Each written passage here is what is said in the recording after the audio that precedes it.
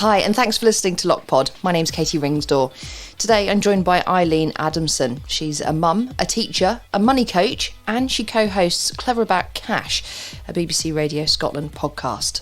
Eileen, thank you very much indeed for joining us on Loqpod this morning. Now, you are a very, very busy lady, so why don't you firstly start by introducing yourself and telling us a bit about you?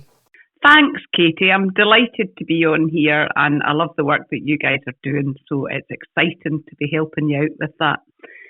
So I am Eileen Adamson. I am firstly a mum of 3. I am also a teacher, a PE teacher, and for some reason I decided that once I had 3 under 2 that teaching full-time was too stressful and I needed to do something else. So I am also a money coach, and I help other teachers to manage their money more effectively. I also do financial education in schools, teach that in schools, which is brilliant. I absolutely love the opportunity to be able to do that for children. And I have got my own podcast, the Your Money Sorted Teachers Podcast, which is just good fun because it's just chatting about money in an everyday way, and I really enjoy that. And I'm also co-host of BBC podcast Clever About Cash, which is a fab wee, again, a more light-hearted look at money as well. So yes, I'm a very busy lady, but it's all good. So tell me, how did you go from teaching into money coaching? So what was it that kind of triggered that transition in your career?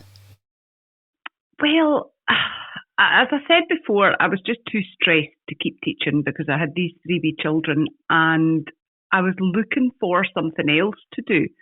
So I started my own bookkeeping business, which was great, and I absolutely loved doing that. And I taught 2 days a week and I did my bookkeeping business the rest of the week. But I just felt that there was so many people out there in debt. I was looking around my friends and acquaintances and seeing people really struggling to manage money. And I knew that I was pretty good at managing money and that we'd made a lot of good decisions. And the reason that I could cut down to part-time was because we'd very low debt and we'd a low mortgage and etc.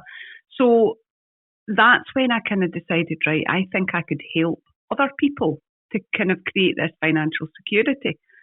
And I kept looking to see what job it was I wanted to do.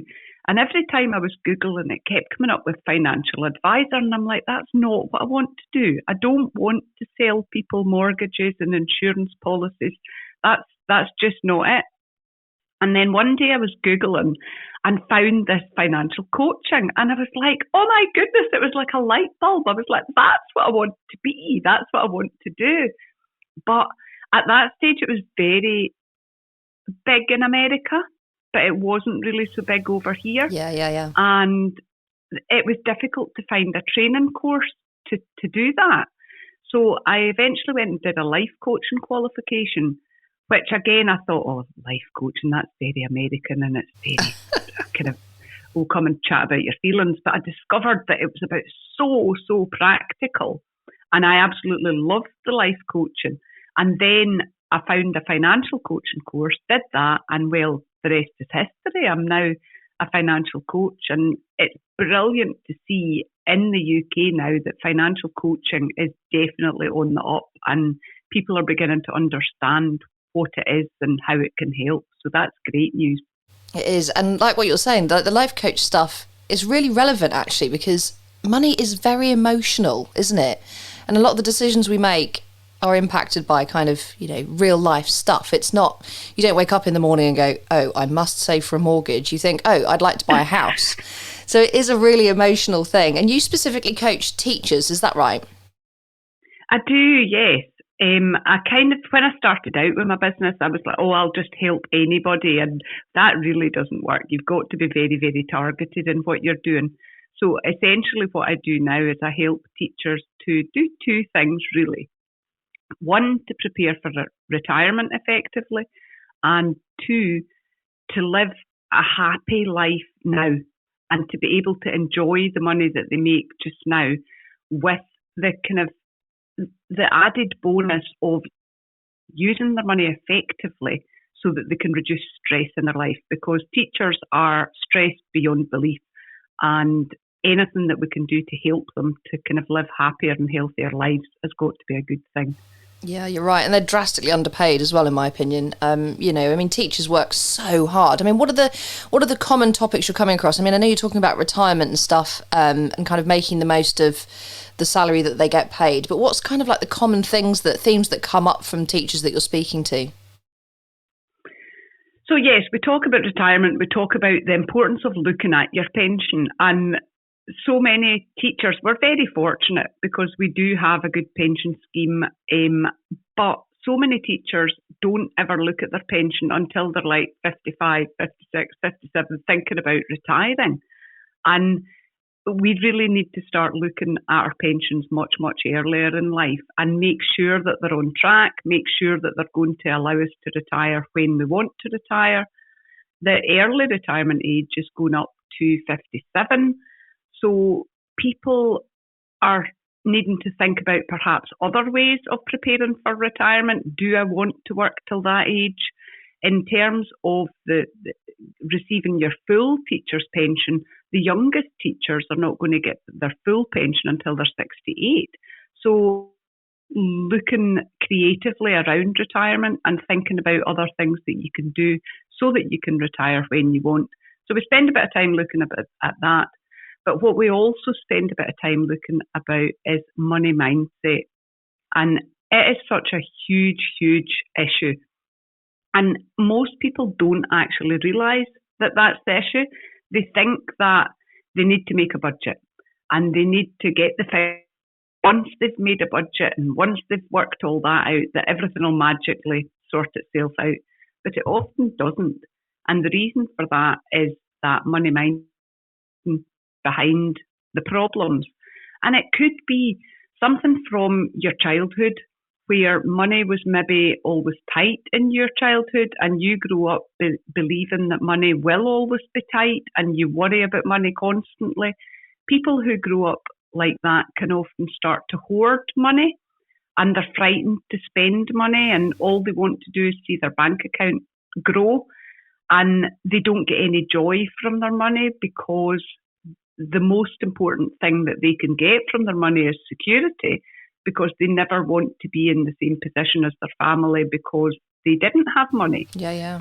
So that can be a huge block for people. And if money is something that's a big issue like that in your life, it just sucks the joy out of life.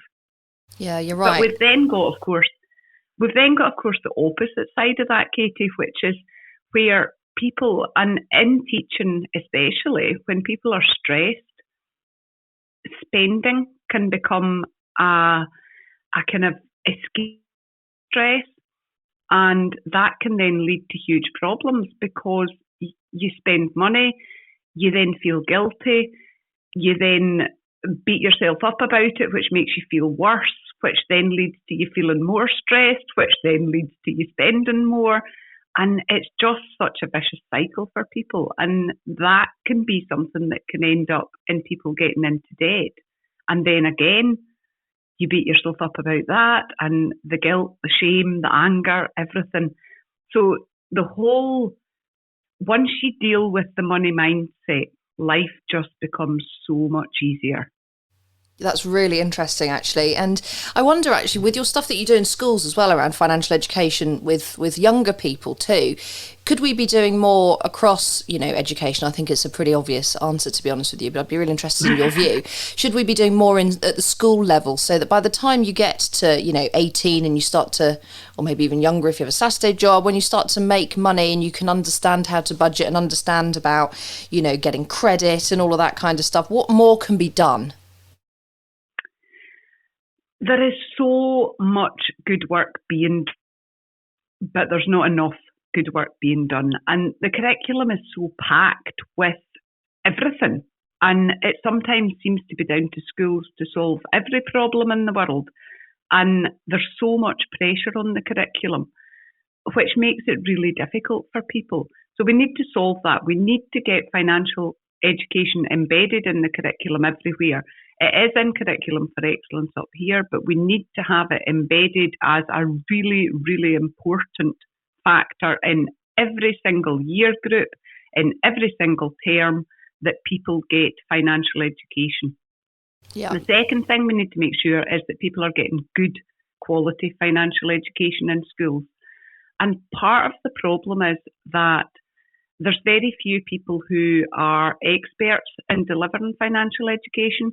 So it tends to be sometimes shoehorned into other subjects, which is great. And that's what we want. We want it to be something that can be talked about in every day in lots of different subjects. But you then end up with people who are perhaps not confident about teaching financial education. And there's a lot of good work being done, like Money Charity down in England and Wales. They're doing fantastic work around financial education, and they've got loads of resources on their website.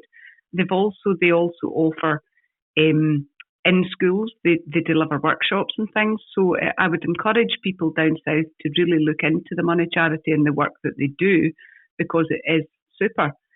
Up here in Scotland, we have got CIFET, who have just merged with Young Enterprise Scotland, and they deliver a programme, but only to S6s.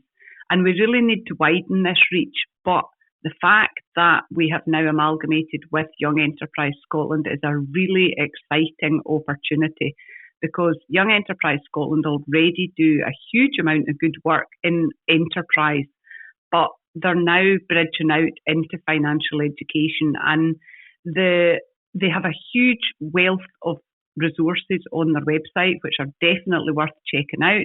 They're also doing a bit of training around helping teachers to become more confident in delivering financial education. So I do think we've got a lot of good things going on, but it's just getting it to the right place. And another example of this is Martin Lewis has done a fantastic Money Matters textbook, and it has been delivered into all schools now.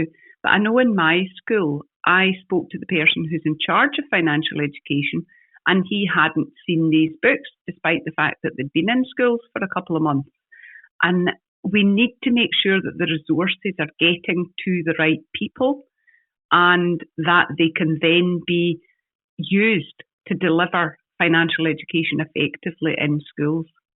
Yeah, absolutely. And it's an interesting point that you made earlier about, finding the right people to educate as well, upskilling people and making sure they're confident in delivering it. Because I read a really interesting article last week, actually, I think it was in City AM, that said something like 18.6 million adults now trust financial advice on social media, which scares me a little, I have to say, because you could have anybody on there, a celebrity that you trust saying, invest in this, do this, and it could be catastrophic for people. What's your view on that?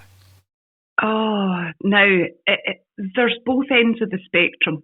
I'm in the UK Money Bloggers group, and in there we have got some absolutely fantastic people who are doing really, really good work around financial education, and they are raising the profile of it. Their resources are fantastic. Their ideas are fantastic. There's such a difference of style. So there is something for everybody, which is great. But we then look at some of other platforms. We then look at some other influencers whose influence is not good. And I think especially, I've got 3 teenagers, and my 2 girls are not too bad at managing their money. They're pretty good. My son is attracted to making money, and he wants to make money, and he wants to do well, and he wants to be financially independent, which are all really good things, and I really hope they achieve that. But he's very drawn to the easy wins. So he's very drawn to things like crypto. He's very drawn to the gambling things, which are never going to make you a fortune. He's very drawn to the kind of Instagrammers who are wearing all the flash clothing and who are follow this and this will make you rich and things. And I do think that young people are very susceptible to scams and very susceptible to these people who are shown them that making money is easy, but are they making money legally? Not entirely sure. And are they making money out of other people who are then jumping onto their ideas, and in actual fact, the idea that they have for making money doesn't make them money. So it's actually a kind of pyramid scheme type thing. So that concerns me hugely. And I think it's around education. And I think we need to get to children in schools, and that needs to be an important part of financial education, is recognising scams. And I've seen a lot of financial education materials recently, and they do mention these. But again, it's about getting that information to the children. Yeah, I agree. And it'll be interesting to see if there'll be more online regulation as well around who can give advice. Because I think it's TikTok have now banned financial advice from influencers just recently. So it's going to be, I think over the next few months, we'll start to see a lot of change as to what information can be shared on social with regards to financial education and kind of influencing unless you're qualified, you know? Yes, and there's definitely got to be some regulation around that. And TikTok platforms like TikTok are brilliant. They're a brilliant resource for getting to our young people, but only if the information that's shared is regulated and is valuable, good, solid advice, because a lot of the stuff that seems to be shared is just very far from that. And another thing that concerns me for young people is the rise of the kind of buy now, pay later culture. And it was good to see this week that Klarna are now offering, other buy now, pay later are available. But I saw that Klarna is now offering a pay now facility, which I just cannot understand why we want to encourage people to pay in 3 instalments. If you cannot afford £30 for a pair of jeans, don't buy them, because paying in 3 instalments is just never, ever going to be a good plan. But even amongst my kind of Facebook group that I've got, even amongst them, they're going, oh, well, surely that's okay. I mean, it just means that you just need to pay a tenner a month for the next 3 months. And I'm like, well, yeah, but you then forget that last week you bought a pair of boots for £60 and you're paying £20 a month for them. And it's just too easy to get into debt by using those methods. And to me, a really simple way is, well, if you can't afford it, don't buy it. Yeah, it's a good point. But that seems to be quite a kind of old-fashioned view, but I think it needs to not be. I think we need to make it a cool view that if you can't afford it, don't buy it, unless it's something that's an investment for your future. So something like a house, a student loan, perhaps a car that you need to get to work. Those things might be good investments for your future. But anything else, if you can't afford it, don't buy it. I think everything's just become so urgent, hasn't it? I want it, I get it. It's a very different world, very different world. And buy now, pay later is such an interesting topic. I'm going to be fascinated to see how that changes as well, and the regulation around that. I've been reading quite a lot on that recently, actually. Now, Eileen, let's talk about a joint passion that you and I have, which is radio. Now, you run a podcast with a co-host, Kim, on BBC Radio Scotland. Tell me a bit about that and how you got involved. That was really funny, Katie. I got a phone call from the producer from BBC Scotland who said that they were doing this radio programme it started out as, and they were looking for a money coach and would I like to be involved? And my mouth said, yes, that's fine, that's great. My brain's going, oh my goodness, no. Oh no, this sounds awful. But I kept saying, yes, that's fine. And then I was like, wait a minute, you did say radio, not TV. And he said, yes, I did. And I was like, right, okay. And you did say it was going to be recorded and it wasn't live. And he said, yes. And I'm like, right, okay, I'll do it. But I hadn't actually had a lot of experience with that before. But we're now in our 6th series. Wow. And we've been turned into a podcast, so we're available on BBC Sounds. And it's just been such a fantastic experience because I've learned so much. I've enjoyed to lots of different people. I've enjoyed learning about lots of different aspects about money and meeting different companies and speaking to different people with different views, with different ideas, with different innovations for the financial services industry. And we've also spoken to people, just ordinary people on the street, and spoken about money in just a different way and tried to make it more accessible and more interesting for people and definitely more relevant to people's lives today.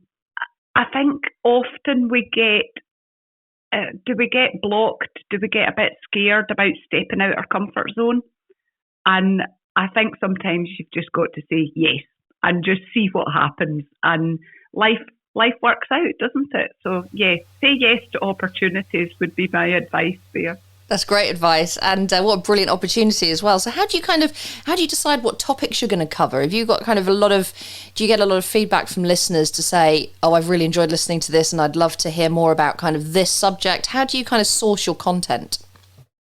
Well, I'm really fortunate because I've got an absolutely amazing producer, Richard, Richard will say to Kim and I, right, what do you think? What will we chat about this series? Kim and I will send over our ideas, and Richard will come up with ideas of his own, and Richard sources all the guests and does all that. All Kim and I actually have to do is turn up and chat, which we're both fairly good at. Richard does all the hard work, and do you know, he's the kind of unseen person behind the scenes, and I don't think he gets the kind of kudos that he deserves because he's absolutely amazing. And yep, he does all that, so I can't take any credit for that. Well, it sounds like you've got a great team, and well done, Richard. I think I could do with a Richard, actually, for Loqpod. So if you're after a job, no, I'm joking. I wouldn't take him away from you. I wouldn't steal him from you. Oh, well, Eileen, it's been absolutely wonderful speaking to you today. Thank you so much for taking the time to be on Loqpod and sharing your career and some of the bits of your interesting parts of your coaching specifically. But really loved speaking to you today. Thank you. Thank you so much for having me, Katie. I've thoroughly enjoyed chatting to you this morning.